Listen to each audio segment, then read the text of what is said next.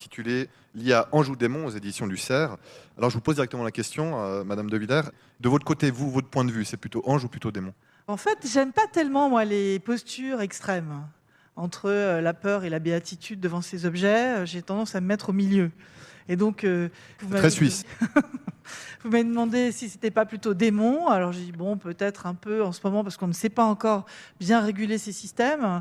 C'est plus de ce côté-là. Mais moi, j'espère qu'on arrive à faire des systèmes qui soient utiles pour tout le monde, qui apportent du bien-être et qui soient économiquement intéressants, mais pas que, et socialement également. Ça fait quand même déjà 2 ans que ChatGPT existe, même plus de 2 ans, presque 2 ans et demi. Pourtant, parfois, on a encore l'impression que c'est pas très bien compris comment fonctionnent ces grands modèles de langage. Est-ce que vous pourriez commencer par rappeler comment la machine traite actuellement le langage naturel? Oui, je vais essayer de vous expliquer ce qu'est l'IA générative, hein. Déjà, l'intelligence artificielle, c'est pas nouveau, ça a 80 ans. Moi, j'en fais dans mon labo sur le traitement automatique de la langue depuis 87 pour ma thèse avec des réseaux de neurones. Donc, c'est pas nouveau. Par contre, je trouve qu'effectivement, il n'y a pas beaucoup d'appétence pour essayer d'ouvrir le capot. On fait des prompts, mais on évite de regarder ce qu'il y a dessous. Et ce qui est très dommage pour comprendre en fait comment ces systèmes fonctionnent.